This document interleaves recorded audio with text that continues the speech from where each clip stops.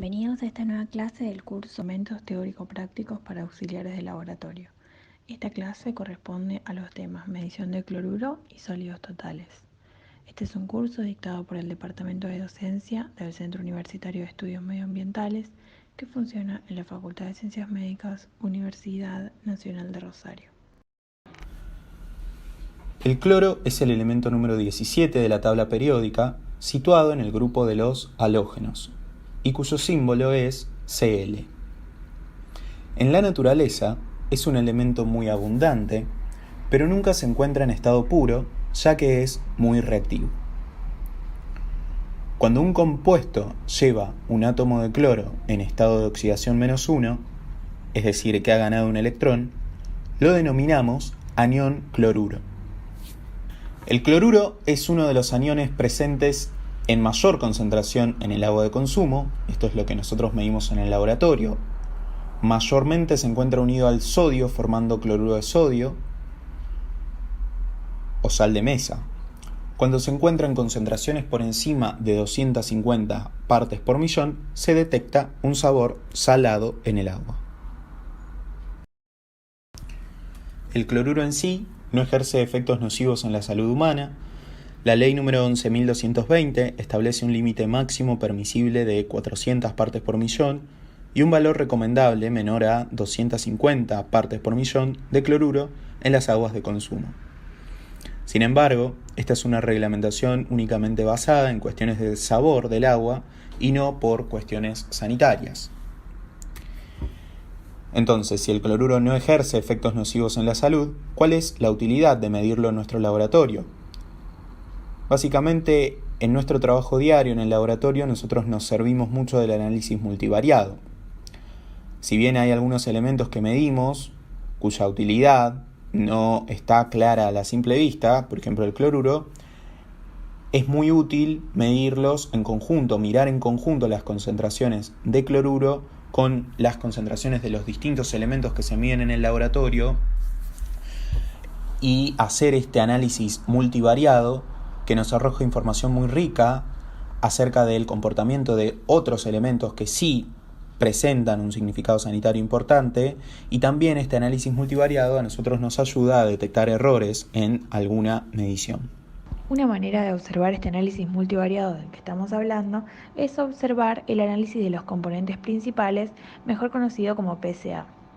En este gráfico podemos observar dentro del círculo todos los componentes que medimos en el laboratorio, indicados con un vector. Suponemos entonces que aquellos componentes que se encuentren más cercanos en este gráfico son aquellos que tienen algún tipo de asociación, como por ejemplo vemos que el sodio está muy cerca de los sólidos totales. Esto quiere decir, a simple vista, que mientras más sodio tenga mi muestra, por lo general voy a tener un número más elevado de sólidos totales. De esta manera nosotros podemos tener un pantallazo general de cuáles son los compuestos que se asocian con otros y de esta manera establecer nuevos controles de calidad, nuevas asociaciones y correlaciones. Es por eso entonces que medimos el cloruro en nuestro laboratorio, ya que si bien no tiene efectos nocivos directos sobre la salud humana, nos ayuda a enriquecer nuestra base de datos, disminuir los errores en la medición y brindar así un resultado mucho más exacto. Con respecto al fundamento de la técnica, esta medición se realiza con una técnica volumétrica. Las técnicas volumétricas constan de la medición de la concentración de alguna sustancia en base al volumen gastado de un reactivo de concentración conocida. Por lo general son técnicas sencillas, que no demandan demasiados equipos y que tienen una precisión y exactitud satisfactorias. Esta técnica se basa en la reacción cuantitativa entre el catión plata, presente en el nitrato de plata, y el cloruro presente en la muestra de agua. Cuando estos dos compuestos interactúan, se forma el cloruro de plata sin dejar prácticamente nada de cloruro libre. Por lo tanto, si a una muestra de concentración de cloruro desconocida le agregamos una cantidad conocida de nitrato de plata, podemos estimar la cantidad de cloruro que hay en nuestra muestra, sabiendo que va a interactuar con todo ese cloruro. Además, debemos reconocer cuándo el cloruro está totalmente unido a la plata. Para eso agregamos un indicador, en este caso usamos el cromato de potasio. Entonces, en principio, la plata presente en el nitrato de plata reaccionará primero con los aniones cloruros presentes en la muestra, formando un precipitado incoloro. Cuando se haya terminado el cloruro con el cual reaccionar, la plata agregada reaccionará con el cromato, que es nuestro indicador, para formar cromato de plata, que es un precipitado de color rojizo. De esta manera se detecta el punto final de la titulación y se registra el volumen de la solución titulante de nitrato de plata utilizada. El volumen adicionado de nitrato de plata, cuya concentración es conocida, nos permitirá estimar la cantidad de cloruro presente en la muestra. Entonces acá tenemos un pequeño resumen. En la primera reacción podemos ver cómo el cloro interacciona con la plata formando cloruro de plata, un compuesto incoloro. Luego la plata, una vez consumido todo el cloruro en la muestra, la plata va a interactuar con el cromato, nuestro indicador. Y ahí es cuando se forma este compuesto, el cromato de plata, que es un compuesto de color rojo ladrillo. El pH óptimo para llevar a cabo el análisis de cloruros es de 7 a 8,3, por lo cual debemos ajustar el pH antes de realizar esta técnica. Una vez comprendido el fundamento de la técnica, pasaremos a la determinación del cloruro como tal. Los instrumentos que necesitaremos son recipientes para llevar a cabo esta reacción. Podrían ser, como utilizábamos nosotros en un principio, matraces Erlenmeyer de 50 mililitros, o bien lo que usamos en la actualidad, que son vasitos plásticos de medida, que nos permiten llevar a cabo un mayor número de determinaciones por cada tanda de medición. También micropipetas de distintos volúmenes con sus correspondientes tips. Agitador magnético, con lo que vulgarmente conocemos como mosquita, que es una barra magnética que nos va a permitir agilizar los procesos de cambio de coloración, ya que nos permiten mezclar la solución con la cual estamos trabajando, y esto nos permite agilizar las reacciones, sobre todo las de cambio de color. También vamos a necesitar una micropipeta o una bureta con el objetivo de poder adicionar cantidades conocidas de nuestra sustancia titulable, pero en nuestro caso hemos implementado el uso de una bomba de infusión creada por nuestro propio laboratorio, que nos sirve para aumentar la precisión y la apreciación de la técnica y para tener un error mucho más pequeño. También una balanza, en nuestro caso utilizamos una de precisión 0,001 gramo. Nuestra reciente incorporación en esta técnica es el uso de la bomba de infusión, que podemos ver en pantalla. Para quienes no estén familiarizados con este tipo de equipo, se trata de un dispositivo que nos permite a nosotros adicionar una cantidad muy pequeña de un volumen conocido de lo que se llama sustancia titulable, que en nuestro caso va a ser el nitrato de plata, pero podríamos tranquilamente utilizarla para otras soluciones. Como vemos, tenemos una caja de comandos que tiene 3 botones.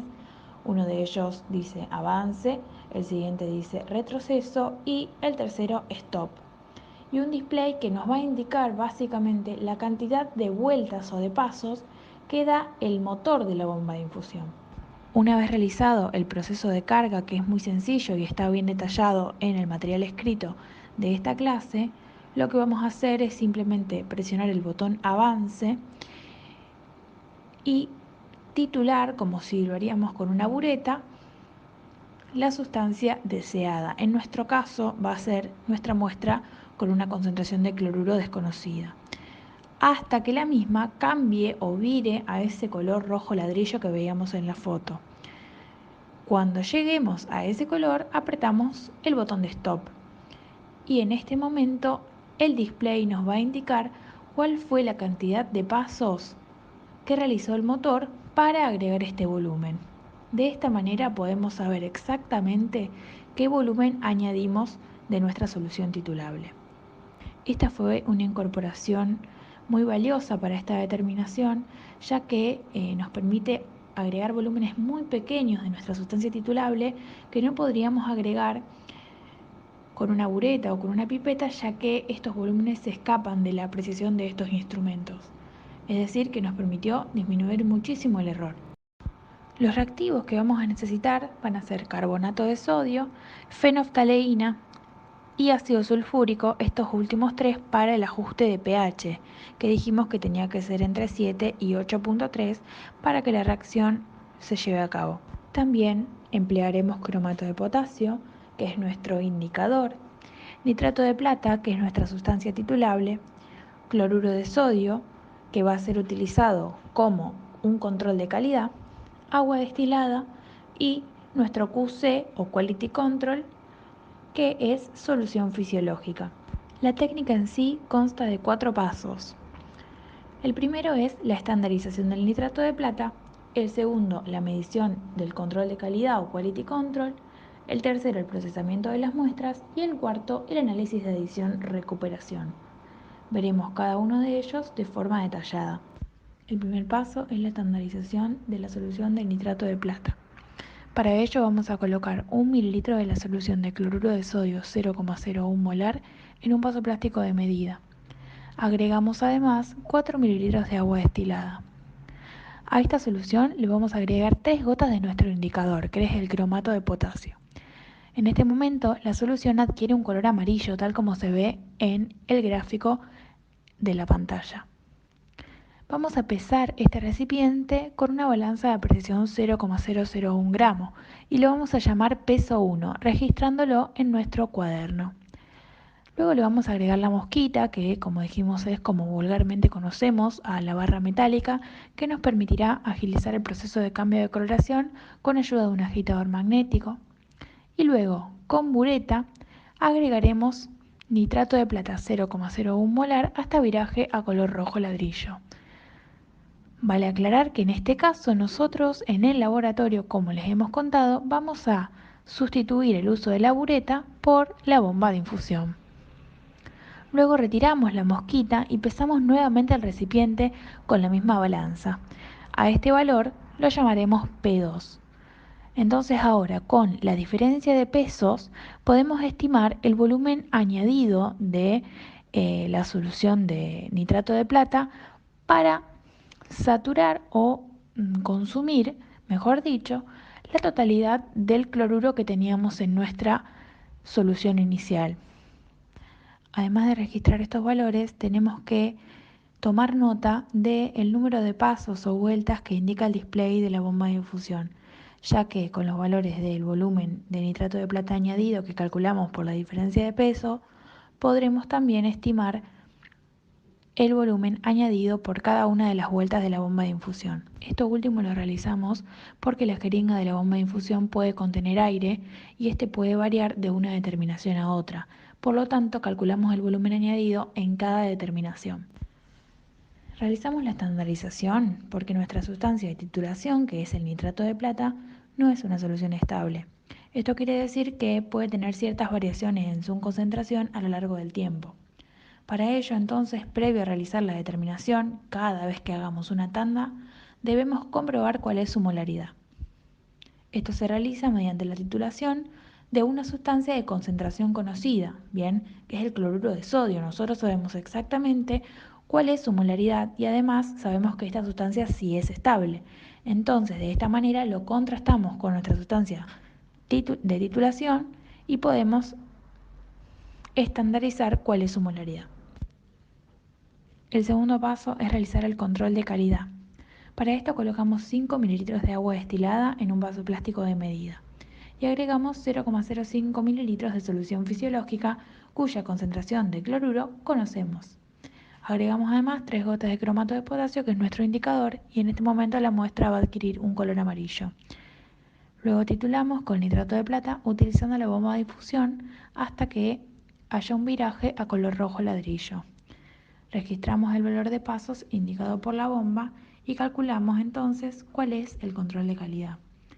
El valor nominal del mismo es 54 miligramos por litro. El control de calidad lo realizamos básicamente para detectar errores, ya sea de los reactivos utilizados, del ambiente de trabajo, de los instrumentos que utilizamos o por supuesto del operador, es decir, el error humano. Lo que nosotros hacemos es procesar una muestra o una solución, mejor dicho, En este caso de concentración de cloruro conocida, como es la solución fisiológica, nosotros sabemos exactamente cuánto cloruro hay en esta solución, ¿bien? Entonces la procesamos como si fuera una muestra cualquiera y contrastamos los valores. El valor que nos dio la determinación de nuestro laboratorio contra el valor que debería dar, que es lo que nosotros llamamos valor nominal o QC nominal. Si este valor está muy alejado, por ejemplo, tendría que ser 54 como en este caso, y nos da 90 miligramos por litro, estamos prendiendo una alarma de que en esta tanda de determinaciones seguramente haya un error grande. No sabemos por qué, no nos indica exactamente dónde está el error, pero sí sabemos que el error está.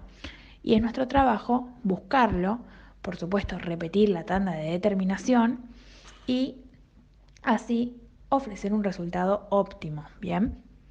Lo ideal entonces es que el valor medido sea igual o por lo menos muy cercano al valor del QC nominal.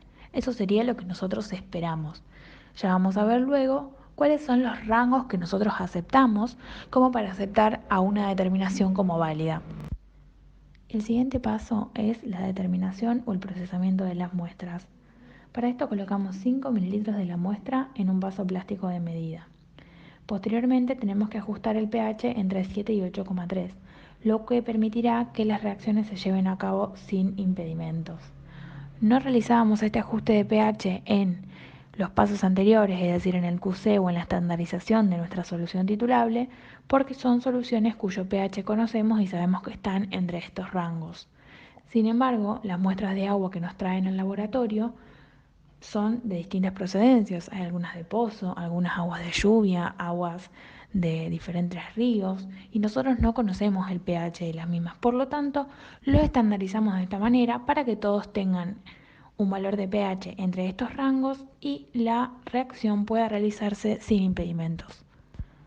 Colocamos entonces 2 gotas de carbonato de sodio 0,1 molar, luego 2 gotas de fenoftaleína al 0,25, en donde se produce un cambio de color a rosa, ¿sí? Y luego añadimos las gotas necesarias de ácido sulfúrico 0,05 molar hasta que la muestra vire a un color incoloro, digamos. Del rosa pasamos a nuevamente un color transparente. Luego lo que realizamos es agregar 3 gotas de nuestro indicador, que es el cromato de potasio, al 5%, y ahí la muestra va a adquirir un color amarillo. Luego vamos a agregar al vasito plástico la mosquita, que es la barra magnética de la cual ya estuvimos hablando, para el agitador magnético. Encendemos el agitador magnético para agilizar esta reacción y vamos a ir agregando con la bomba de infusión nuestra solución de titulación, que es el nitrato de plata, hasta que la muestra vire totalmente a color rojo ladrillo. En este momento nos detenemos, ¿bien? Porque como dijimos al principio, significa que la totalidad del cloruro se encuentra ahora en reacción o en interacción con la plata. Y la plata comenzó a interaccionar con nuestro indicador y por eso el cambio de color. Entonces, cuando cambia de color, detenemos la administración de nuestra solución titulable y registramos el número de pasos indicado por la bomba. Retiramos la mosquita y procedemos a calcular el valor de cloruro que tiene nuestra muestra. Bien, la fórmula para obtener la concentración de cloruro es la que vemos ahora en pantalla, en donde la molaridad del nitrato de plata, que calculamos al principio con la estandarización, por el volumen añadido, que en este caso ya lo podemos calcular con la bomba de infusión, pero de no ser así, anteriormente utilizábamos las diferencias de pesos, como vimos anteriormente, por 1000 dividido los mililitros de la muestra, que en este caso serían 5 mililitros. Entonces, de esta manera podemos estimar cuál es la concentración de cloruro que tenemos en la muestra medida. Para resumir, los invitamos a analizar este gráfico con cada uno de los pasos que estuvimos mencionando anteriormente para la determinación de cloruro. El cuarto y último paso es el análisis de adición-recuperación, que es otro control de calidad más que realizamos en el laboratorio con el objetivo de detectar alguna interferencia en la muestra que podríamos estar pasando por alto con el control de calidad. Lo que vamos a hacer en este caso es colocar en 2 vasos plásticos de medida, porque todo lo realizamos por duplicado, una muestra elegida al azar, es decir, de la tanda de determinaciones que realizamos, vamos a elegir una al azar. Y le colocamos 0,2 mililitros de cloruro de sodio 0,01 molar, es decir, le adicionamos un poco más de cloruro de lo que propiamente va a tener la muestra. O sea, la muestra venía con una concentración X de cloruro, que nosotros luego vamos a medir en el procesamiento de la muestra, pero además le agregamos un poco más. Bien. La procesamos como el resto de las muestras. Ajustamos el pH, añadimos el indicador, la titulamos con el nitrato de plata y posteriormente vamos a contrastar el valor que nos dio la muestra con adición y la muestra sin adición. Bien, ¿esto para qué lo realizamos? Para detectar, como dijimos, posibles interferencias en las mediciones que podrían no expresarse en el QC. Nos permitirá saber cuánto hemos recuperado en la medición de la sustancia adicionada previamente cuya concentración es conocida. ¿Sí? Entonces, de esta manera podemos nosotros detectar si hay alguna interferencia con un compuesto que hay en la muestra que yo no tengo en mi QC. Una vez finalizada la determinación de cloruro, veamos en esta diapositiva el análisis parcial de los datos obtenidos, en este caso la estadística básica. Hasta el momento tenemos un número de 403 muestras analizadas y medidas en el laboratorio, con un mínimo valor medido indicado por la línea inferior que vemos en este box plot de 0.0538 partes por millón de cloruro, una mediana indicada por la línea en negrita dentro de la caja de 44.0625 partes por millón de cloruro, una media de 141 y un máximo valor medido de más de 2.000 partes por millón de cloruro. Recordemos además los límites establecidos por el Código Alimentario Argentino y la OMS que marcaban un valor recomendable menor a 250 partes por millón y un valor, digamos, máximo permitido de 400 partes por millón. Es decir que el grueso de nuestra muestra se encuentra dentro de estos parámetros. Bien, la gran mayoría de los valores medidos se encuentran por debajo inclusive de 250 partes por millón. Lo siguiente que vamos a analizar es este histograma en donde podemos observar que no tiene una típica distribución normal, al menos a simple vista, como sí el ejemplo que pusimos en la parte superior del gráfico, que nos mostraría una campana de Gauss. En este caso, nuestras muestras de cloruro tienen una distribución completamente distinta. Vemos que todas las muestras se agrupan en aproximadamente en menos de 200 partes por millón de cloruro y el resto tiende a ir disminuyendo. Cuando comprobamos la hipótesis que tenemos de que nuestra distribución de los datos es no normal con el test de Shapiro-Wilk, que es el test de normalidad, observamos un p-value que es de 2.2 elevado a la menos 16, es decir, que es una población no normal porque dio un p-value menor a 0,05. En el laboratorio tenemos aguas de diferentes procedencias, como ser pozo, red, envasada, ósmosis inversa, agua de filtro, entre otras. Nos interesa entonces conocer si la distribución de las muestras de cloruro es diferente para, por ejemplo, las muestras de pozo y de red. Esto lo podemos observar en este gráfico de tipo box plot que nos muestra las diferentes procedencias de las aguas de consumo en el eje X y en el eje Y la medición de cloruro en partes por millón.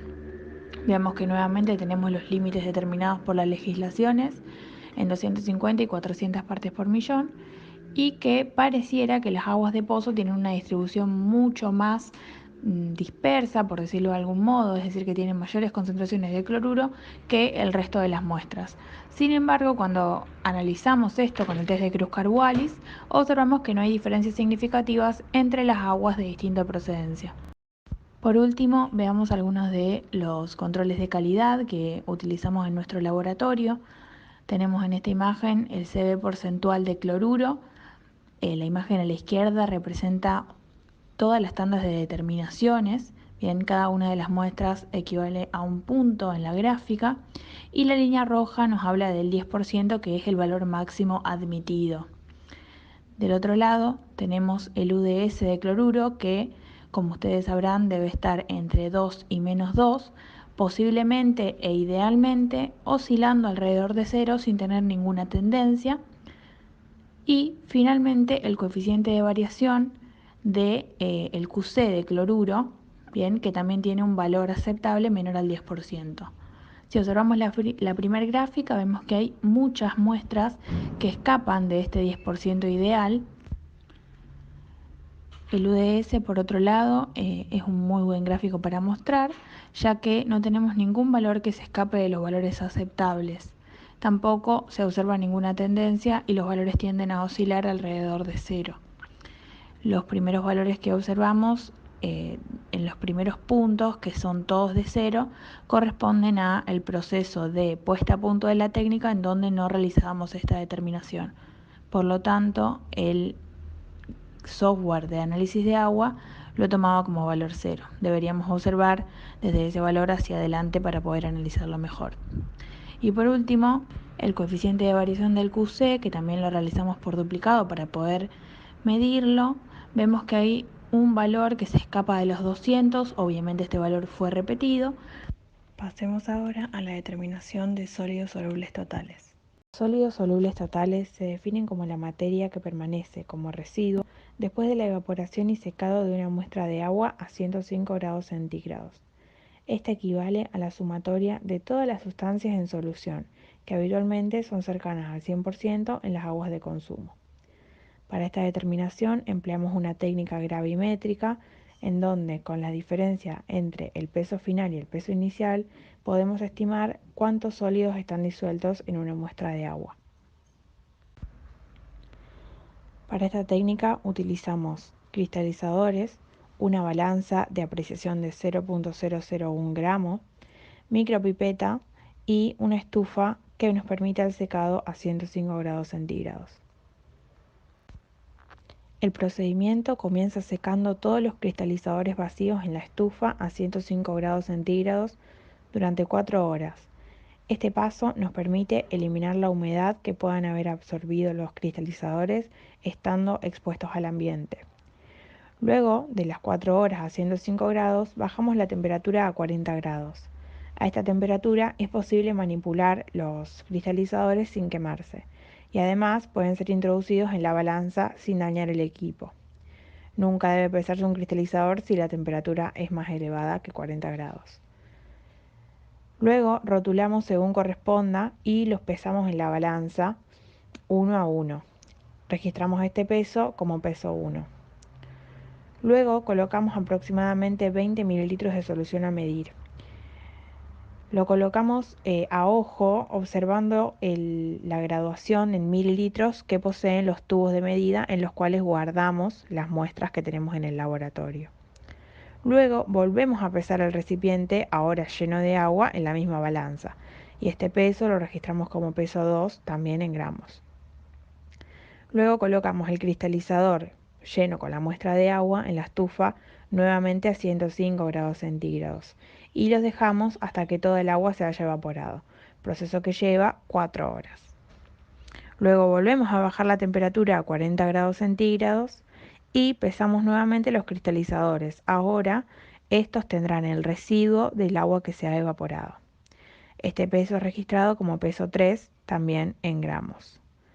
Todas las muestras se realizan por duplicado, lo que permitirá luego calcular el coeficiente de variación de cada una de las muestras. Si este es mayor al 10%, como saben, se debe repetir la determinación. En esta diapositiva vemos la fórmula para calcular los sólidos solubles en partes por millón, en donde en el denominador tenemos la cantidad de volumen añadido, haciendo el peso 2, que es el peso del cristalizador lleno de muestra de agua, menos el peso 1, que es el peso del cristalizador vacío y previamente secado. Y en el nominador vemos la diferencia de pesos entre lo que es el peso 3, en donde el cristalizador ya posee únicamente los residuos que han sido evaporados luego del paso por la estufa, y el peso 1, que corresponde al peso del cristalizador vacío. De esta manera podemos calcular los sólidos solubles totales, pero nosotros tenemos esta fórmula incorporada al software Atlantis 1.0, por lo cual simplemente cargando todos estos valores, el software realiza el cálculo por nosotros. Los controles de calidad nos permiten detectar errores sistemáticos y aleatorios y así actuar en consecuencia para identificarlos, reducirlos y corregirlos. En la determinación de sólidos totales utilizamos la medición por duplicado, que nos permite calcular el coeficiente de variación, un procesamiento de una solución, control de calidad o QC, y el análisis de adición-recuperación. El QC o Quality Control es una solución de concentración conocida que se procesa de la misma manera que las demás muestras, siendo un indicador de exactitud. Si la medición tiene una buena exactitud, su valor nominal debe ser cercano o idealmente igual al valor medido. Es decir, que el valor que nosotros midamos debe ser preferentemente igual o muy cercano al valor teórico que tiene esta solución de concentración conocida. La sustancia que utilizamos como QC en esta determinación es la solución fisiológica, cuyo valor nominal es 9 gramos por litro. Estas soluciones están disponibles a nivel comercial para su uso médico y son de alta calidad, ya que son inyectadas a los pacientes. Entonces pasan por muchos controles de calidad bastante rigurosos y esto nos permite utilizarlas para tal fin. Para el procedimiento pesamos un cristalizador vacío previamente secado en la estufa, igual que lo hicimos con las muestras, y registramos este peso como peso 1. Agregamos 2 mililitros de solución fisiológica utilizando la micropipeta. Luego colocamos el cristalizador con agua en la estufa a 105 y los dejamos 4 horas hasta que el agua se evapore. Luego bajamos la temperatura de la estufa a 40 grados y pesamos nuevamente los cristalizadores, registrando este peso como peso 2 en gramos. Como anticipamos, otro de los controles de calidad es el control de análisis de recuperación-adición. Este análisis consiste en adicionar a una muestra de agua cualquiera una sustancia de concentración conocida. La muestra con adición será procesada igual que las demás muestras, pero calcularemos cuánto hemos recuperado de la sustancia adicionada al final de la determinación, siendo lo ideal una recuperación comprendida entre el 90 y el 100%. Para la determinación de sólidos solubles totales, la sustancia que se adiciona es solución fisiológica, al igual que con el QC. Para esto secamos todos los cristalizadores vacíos en la estufa a 105 grados durante 4 horas para eliminar la humedad, igual que como realizamos con las muestras, y luego lo bajamos a 40 grados para poder manipularlos. Lo rotulamos como corresponda, en este caso con la letra R, para indicar que son los cristalizadores que corresponden a la recuperación. Luego lo pesamos en la balanza o house y registramos este peso como peso 1. Luego colocamos 20 mililitros de la muestra en el cristalizador, lo pesamos y lo registramos como peso 2 y utilizando la micropipeta adicionamos 0,5 mililitros de solución fisiológica. Este es el paso que registramos como distinto en cuanto a la determinación de las muestras comunes, digamos. Luego colocamos el cristalizador con agua en la estufa a 105 grados durante 4 horas para que el agua se evapore. Bajamos la temperatura a 40 grados y lo volvemos a pesar. Realizamos esto por duplicado y luego el cálculo de los datos. Como dijimos, como a esta muestra le habíamos añadido más cantidad de sólidos solubles porque le agregamos solución fisiológica, deberíamos también recuperar, además de lo que ya de por sí tenía la muestra, también esto que le adicionamos, ¿bien? Entonces, como esta muestra también ha sido procesada normalmente, sin que nosotros adicionemos la solución fisiológica, vamos a contrastar los valores medidos de la muestra sin adición y con adición, para ver cuál es el porcentaje que recuperamos de esto que nosotros añadimos, que es la solución fisiológica. Como dijimos, debe ser cercano al 100%, entre 90 y 100% de lo que adicionamos debe ser recuperado. Este control de calidad lo que nos permite es detectar otras interferencias que se pueden escapar mediante el procesamiento del QC, ya que cuando medimos el QC no lo medimos en una muestra de agua de consumo, sino que lo hacemos de forma separada. Entonces puede haber algún componente en el agua de consumo que interfiera con la determinación y que no estemos detectando con el QC. El análisis de recuperación y edición nos permite detectar estos errores. A modo de ejemplo, para mostrarles el uso de los sólidos totales en nuestro laboratorio, les presentamos el siguiente proyecto de investigación realizado durante el año 2018, que se titula Diseño y desarrollo de un control de calidad de las determinaciones químicas de componentes de agua de consumo basado en la concentración de sólidos solubles totales. Durante el año 2018, como dijimos, trabajamos en este proyecto que nos permitiría desarrollar un índice para realizar un control de calidad extra de las concentraciones de los compuestos medidos individualmente basado en la concentración de sólidos solubles totales. En nuestra hipótesis establecimos que la sumatoria de todas las sustancias que había en solución que fueron medidas individualmente tendrían que tener una correlación positiva con los sólidos solubles totales. Bien, ahí vamos a recordar que los sólidos solubles totales se definen como la materia que permanece como residuo después de la evaporación y secado de una muestra de agua a 105 grados y equivale a la sumatoria de todas las sustancias en disolución. Bien.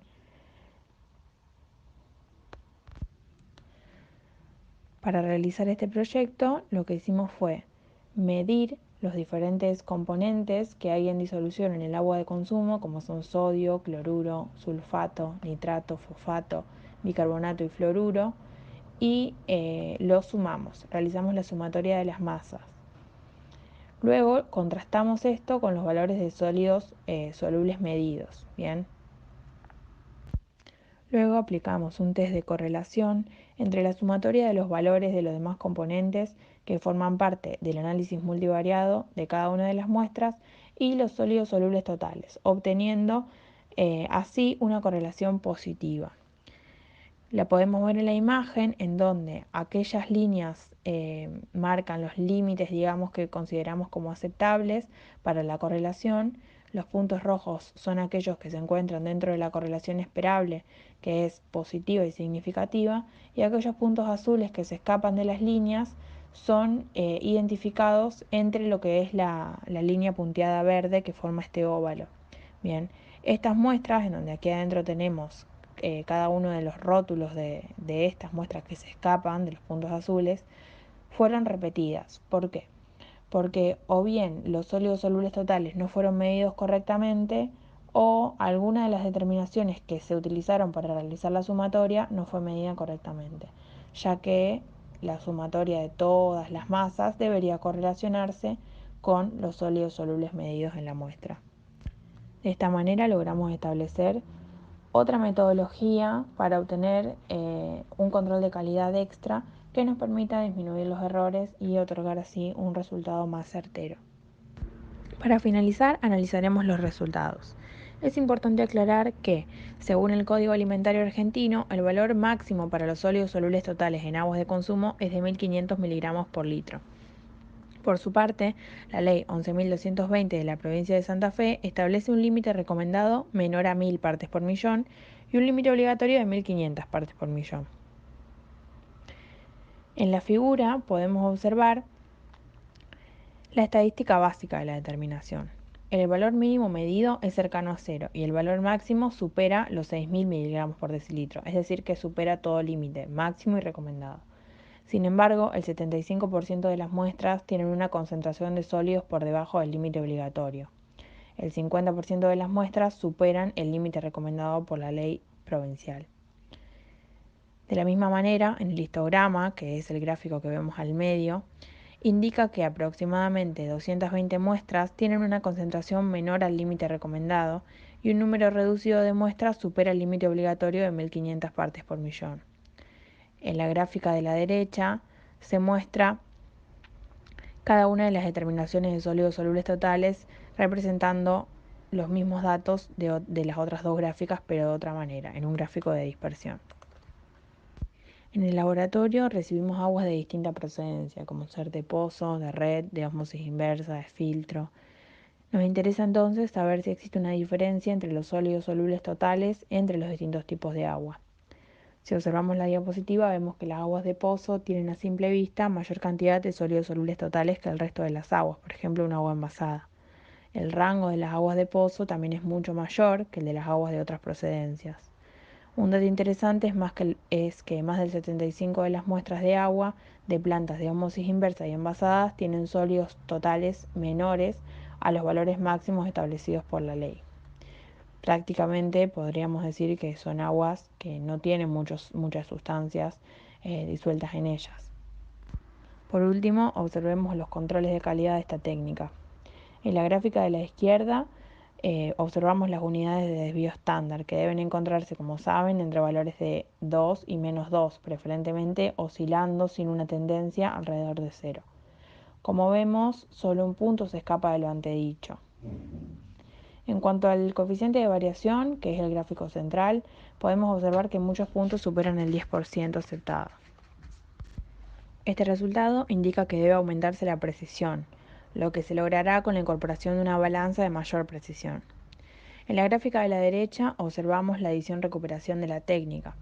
Se observa que en las primeras mediciones teníamos valores muy alejados del valor deseable, entre 90 y 110%. Sin embargo, en las últimas mediciones se ha comenzado a cumplir con este requerimiento, fruto del ajuste del protocolo de medición. Vale aclarar también que cuando tenemos muestras que tienen muy poca cantidad de sólidos solubles totales, se escapa un poco de la apreciación de nuestros instrumentos de medición, motivo por el cual en el futuro queremos incorporar una balanza de mayor precisión que nos permita así tener un resultado mucho más confiable y certero, con un menor porcentaje de error cuando los sólidos solubles sean también bajos. Este es el final de la clase. Gracias por su atención.